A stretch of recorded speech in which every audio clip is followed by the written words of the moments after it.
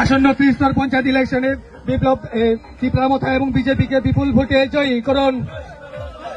আসন্ন ত্রিস্তর পঞ্চায়েত ইলেকশনে তীব্রামথা এবং বিজেপিকে বিপুল ভোটে জয়ী করুন। আগামী ত্রিস্তর panchayat Bubagra long live, Bubagra long live, Bubagra long leave.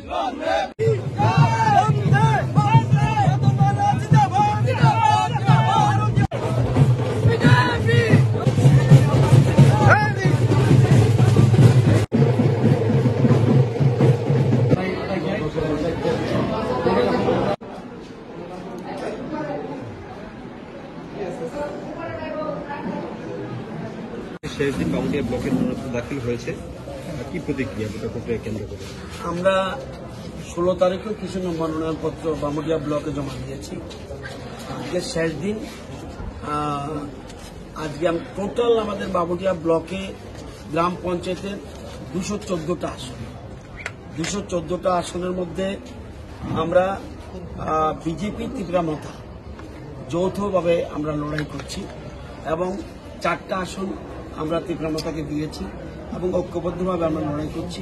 আজকে বাকি যত আসন আছে সবগুলিতে আমরা মনোনয়নপত্র জমা দিচ্ছি।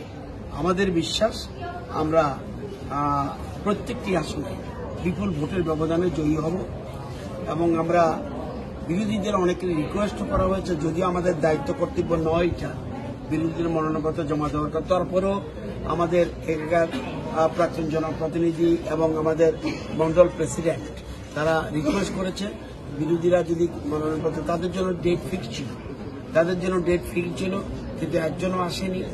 তারপরেও আজকে যদিও ডেট ফিক্স না, তবু যদি এসে জমা দেয় আমাদের কোনো অসুবিধা নেই।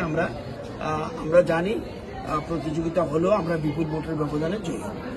একটা পঞ্চায়েত রাজনীতির নতুন সমীকরণ ত্রিপুরাতে, যেটা হচ্ছে তীব্রামথার সাথে আপনাদের অ্যালায়েন্স করে এবার পঞ্চায়েতের নির্বাচন লড়ছেন।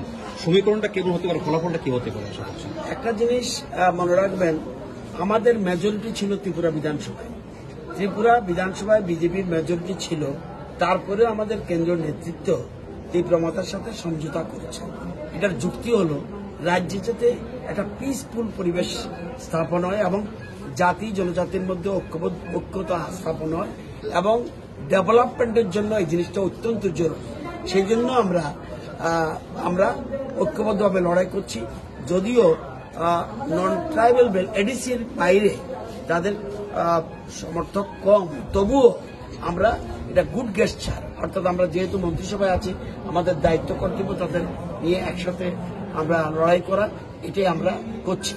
এবং আগামী দিনে যখন এডিসি ভিলেজ কমিটি নির্বাচন, সেখানেও আমরা যৌথভাবে লড়াই করব।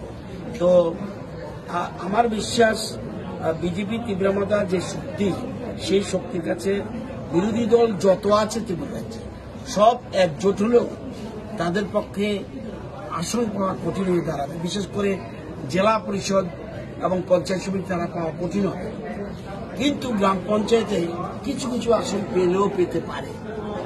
ধরুন 6000 উপরে আসন রয়েছে, 8-10টা 20টা আসন পেতেই পারে, কিন্তু তাও তাদের কতটুকু সমর্থক আছে এটা বোঝা যায়। আমরা সেই জন্য ওপেন করছি, আমরা সেই লাস্ট দিন, অর্থাৎ বিরোধীরা আজকে এখানে বামুনিয়া ব্লক কি করেছে, আগে তোমরা সব জমা দাও, বিরোধীদের স্কোপ করে দিয়েছে। আজকে আমরা সেই জন্য তীব্রামথা এবং বিজেপি ঐক্যবদ্ধভাবে এখানে মনোনয়নপত্র জমা দিচ্ছি। আজকে আমাদের আগরতলাতে জেলা পরিষদের প্রার্থী সেই মিছিলে অংশগ্রহণ করেছে এবং আজকে জেলা পরিষদের প্রার্থীরাও জমা দিচ্ছে।